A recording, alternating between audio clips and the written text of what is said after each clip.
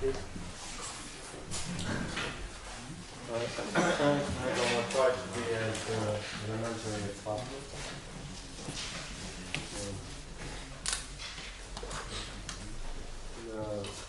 The initial goal was to arrive to say some non-trivial things about Grothendieck-Teichmüller group. I'm not sure this ultimate goal will be fulfilled in my lecture.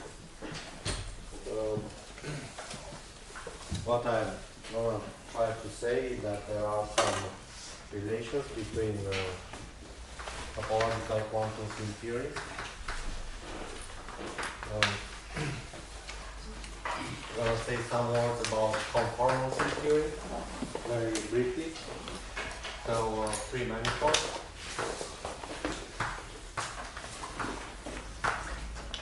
Mapping class group.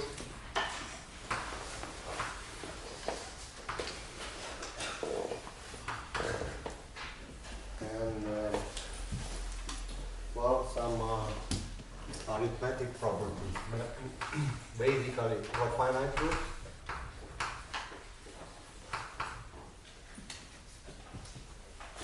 And, well, very vaguely, the Galois Funar Q. This is quite far. So, today I will only present some overview of the classification of free manifolds, which is pretty clear from the last work of Perelman. And also, I'm gonna try just to give definitions about topological quantum field theory from, let's say, topological and combinatorial viewpoint.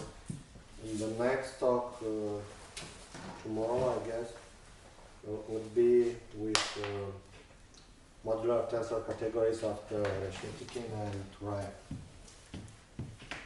So,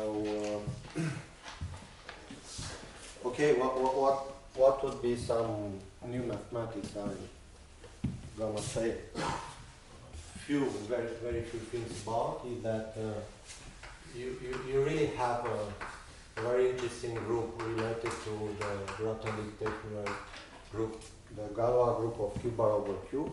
Well, it has some action on these algebraic groups I'm gonna define in topological quantum field theory. Nevertheless, this action is in some sense not enough faithful for us, or not enough interesting, because the number fields which are gonna appear are cyclotonic fields. So in some sense, this is providing only the abelian plus field. And one goal would be to go further. And going further is, for instance, one idea would be to define another action of this kind of groups, of Grothendieck-Teichmüller group, on objects related to free manifolds. And these objects are kind of arithmetic objects, because instead of working with free manifolds, we're gonna define something like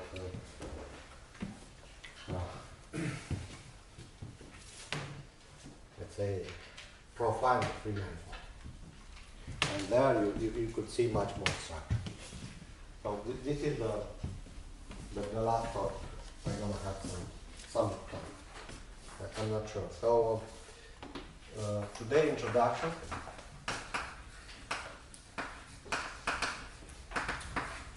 So we are working on in dimension physicists call that dimension 2+1, meaning we're going to work in dimension 2, namely surfaces.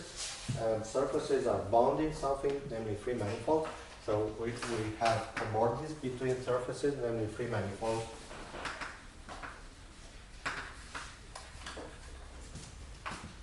Which are viewed as commodities between surfaces. In principle, all surfaces we're going to consider are orientable, compact, orientable.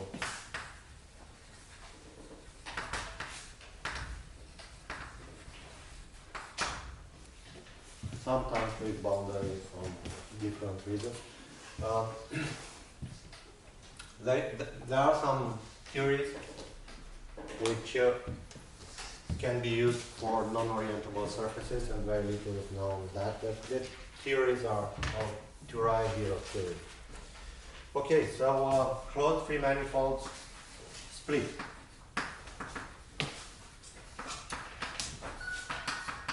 Split uniquely by a theorem of Miller as a connected sum. Connected sums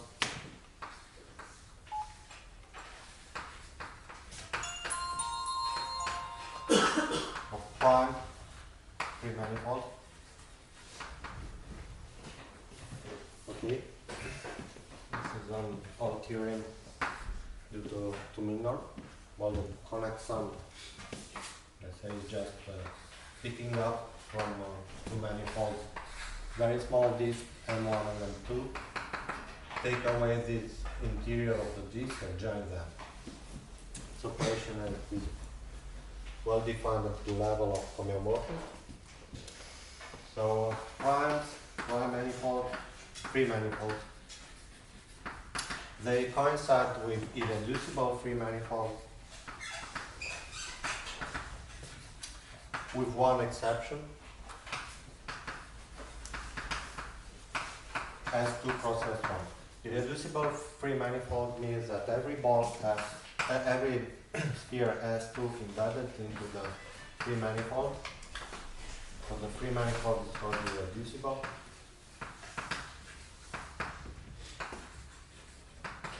If any such S2 bounds a disk,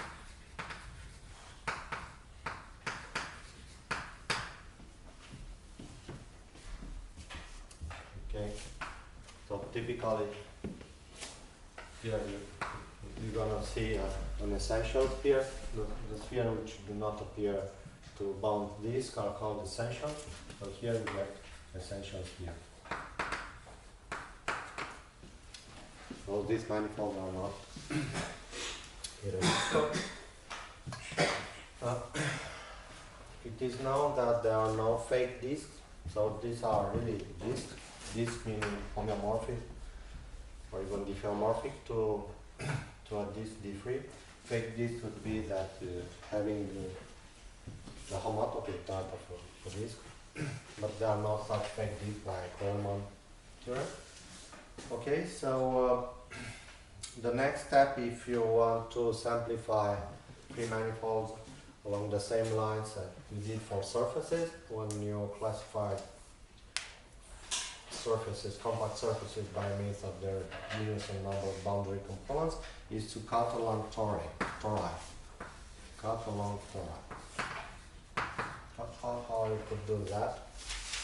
You would like to find the torus T2, so S1 plus S1, to embed it into the free manifold in such way that in some sense it is essential. There are lots of versions of what would be essential, but maybe the simplest one would be to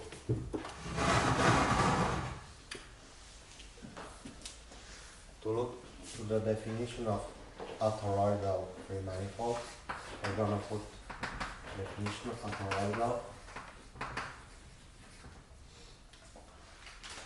and free is well, in the homotopic sense,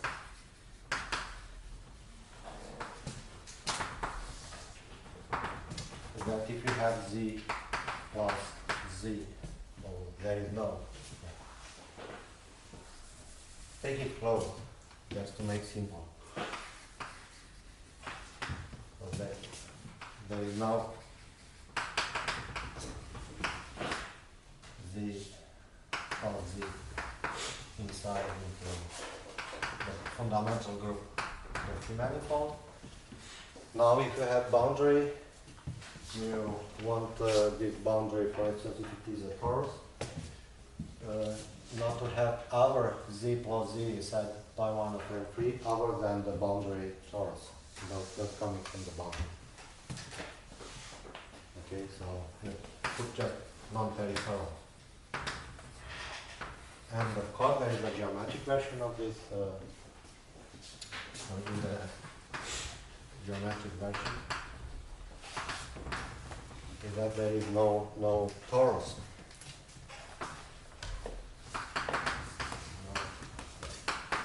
T2 embedded into M3, which is essential, namely pi 1 to 2 into pi 1 is an injection. Okay.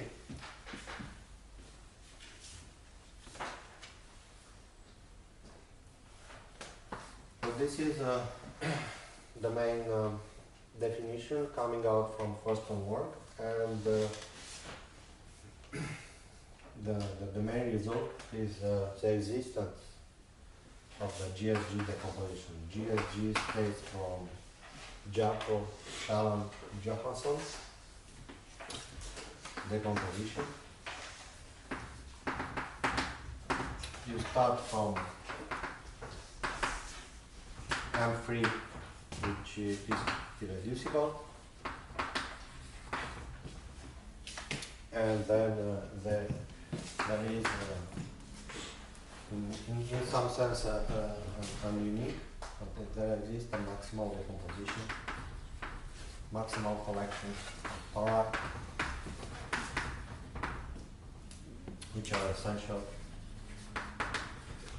and such that cutting along this tori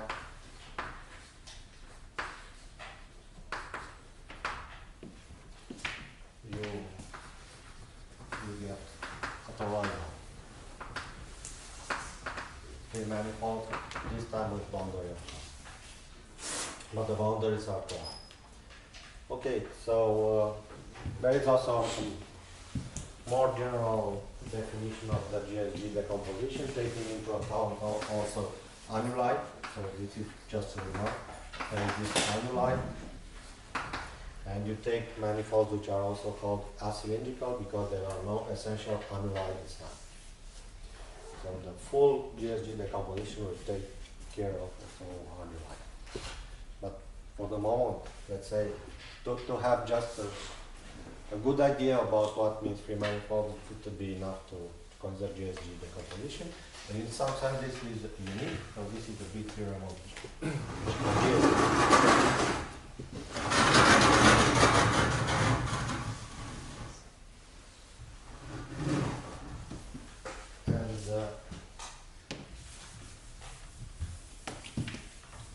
The next step would be to see what can we do with such decomposition. So this was the big idea. First one, you want to do geometry. You classified surfaces into hyperbolic, flat, and spherical. Now you have to put geometry, but not on the manifold themselves, but on pieces obtained by cutting along the GSG decomposition. So this is the content of the geometrization.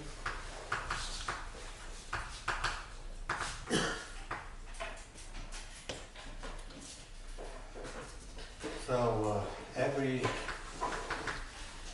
now I'm saying prime to be more specific, prime oriented, let's say closed free manifold is a union of pieces. I'm not directly saying if these pieces are coming from the GSG decomposition, they are almost always coming like that.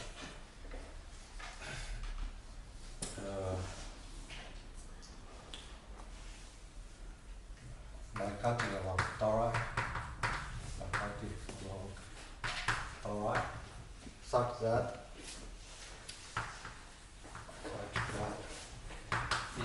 piece has a geometric structure.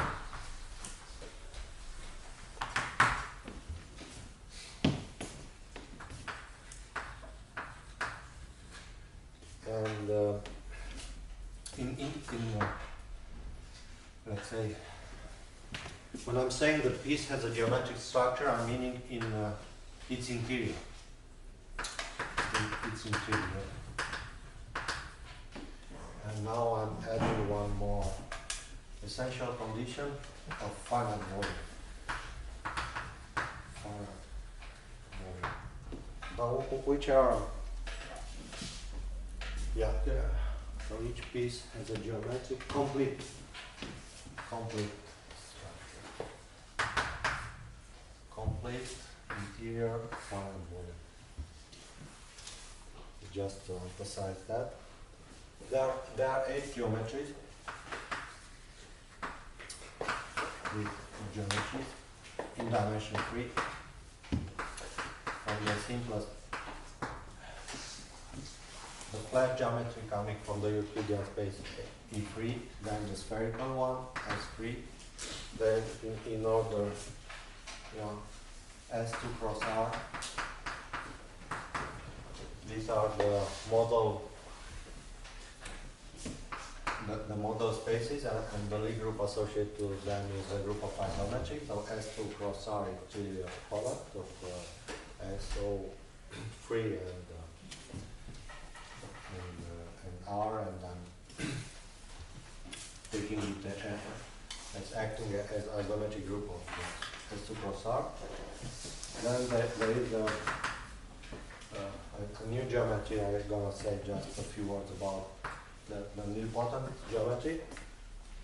This comes from a 3-dimensional Lie group, which is nilpotent. Then another one much more interesting, solve, the solvable, the unique solvable geometry solve. And then you have again some project, some product geometry, the hyperbolic geometry in dimension 2 cross R. And then you have ESL quad, which is a Lie group which is not simply connected, and you take the universal covering, and then probably the most interesting one, the hyperbolic geometry H3. So what would mean to now all these cases are endowed with Riemannian structure, which is a model, and being take a model, let's say H, and putting for one of the H model. So the manifold is typically of the form H divided by gamma, where gamma is a discrete subgroup in the isometry group of the model H. The group of isometries that arising there are always dimensions 3 and 4, the product. Okay, so typically that means a compact structure. So gamma is not necessarily co-compact, but it is always a lattice. It has finite volume. Okay, so just a few words. How do arise nil and solve? They are both of them obtained as extension. One is of extension of R2 by R. And solve is vice versa, extension of R by R2. So this is the unique Lie group you can obtain with queries. The Heisenberg group. And solve is determined by the action of R on R2. You want this action being von Neumann type is T goes in e to the T, e to the minus 1. And so it's completely determined the Lie group and the extension. And determining everything. Okay. All lattices in mir are nilpotent groups. All lattices in Sol are soluble groups. So yeah, you can see the geometry in both cases. The geometry is very transparent. For instance, as you see here, you have two factors R and R2. So in some sense, you see you have to deal with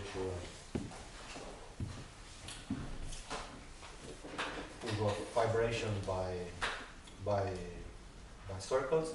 And in the case of Sol, for instance, you have always a vibration.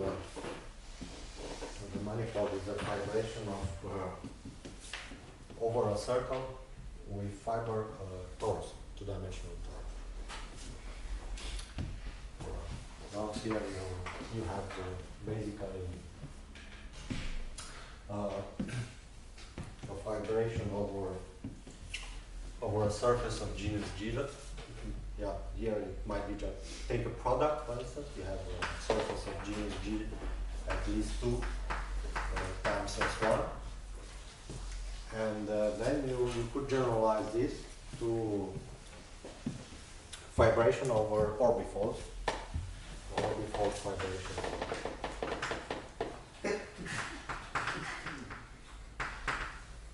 That means that you have a surface with a number of punctures. Here the action is non-trivial. And what you actually get is what is called a Seifert vibration.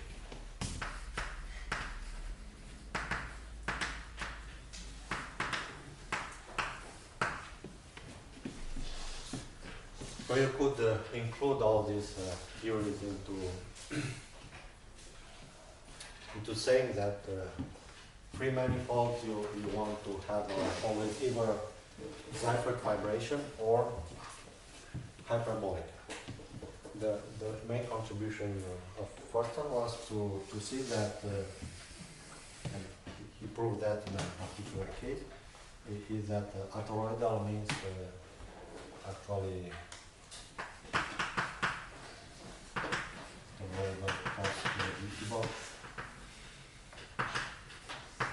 implies hyperbolic.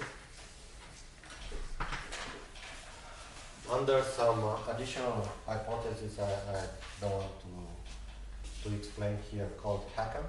This was proved by Thurston and in full generality by IRMA. The two names.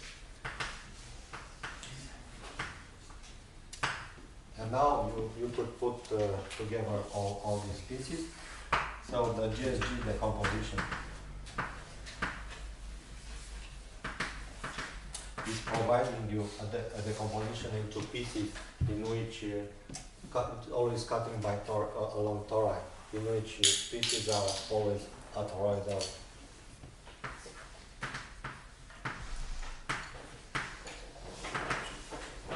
Or, let's say, for simplicity, Seifert fiber. On the Seifert fiber case, a lot of people did a very good job by identifying the geometries. One of the main cases not being solved before Perelman was just the spherical case, but many of others were already known or solved.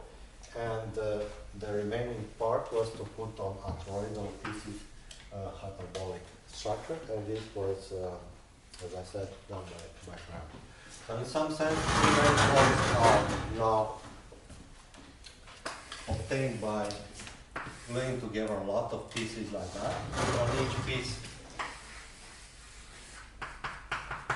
so you cut along, at first along spheres, S2, then you cut along tori, And what you get is a number of pieces, each piece being admitting one of these geometries by taking care of the boundary, that the boundary should be the only, namely the peripheral component would be the only one giving you a torus inside that manifold. Now there are a lot of it's a lot of work which is recorded here. I mentioned a number of names, but you could spend 1 year just to try to understand what I very briefly explained up here. There are still some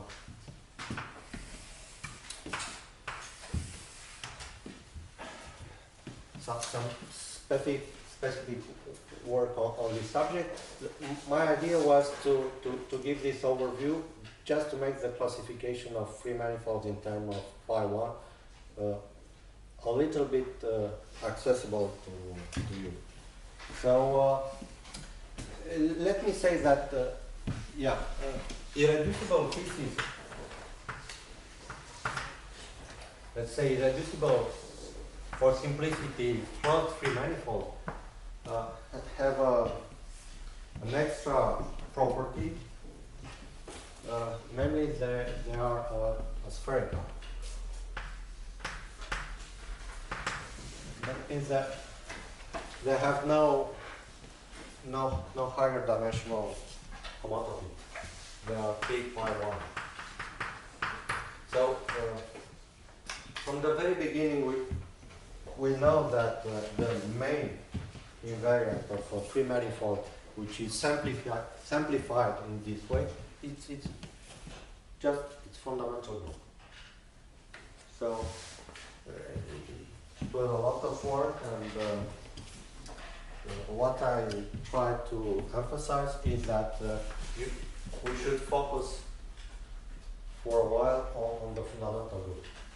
Now, if you know that you have two spaces which are K phi 1, to find the isomorphic between them, especially in the case where they are geometric, you know that two such manifolds are homeomorphic if and only if the fundamental group are the same. So this is let's say the first part of the classification. But irreducible closed free manifolds with infinite fundamental group. And actually what you can deduce out of that is, for instance, that the universal covering of the free manifold is topologically something very, very simple. It is homeomorphic to R3.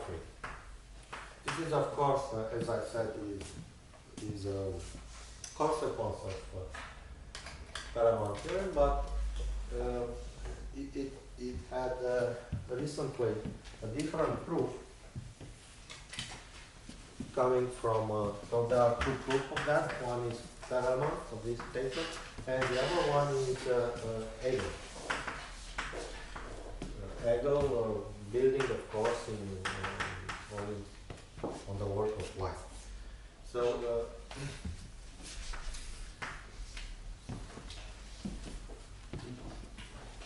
this is saying that somewhat of the space which we are interested in has a universal covering which is standard, always. Of course, this is not the case when the fundamental group is finite, and there the manifolds are not K phi 1. In point of principle, you have some extra invariants needed, the torsion, because they are, let's say, basically they are coming from the spherical geometry, and you know there are length spaces which can be homotopically equivalent, but not homeomorphic. Now, in some sense, the problem of the classification of free manifolds is not easy out of this information, because you have to glue back. If you really want to understand what's going on, you have to glue back all pieces and to see how the fundamental group changes. Now you get extra homotopy, and you get much more invariance. Actually, this problem was solved by Torres in the 80s, I remember, in which he added some cohomological classes and massive products to build up the complete algebraic classification in terms of the information coming from pieces and of the gluing. So in some sense, problem of classification of Riemann manifold was, let's say, done. Nevertheless, it is not that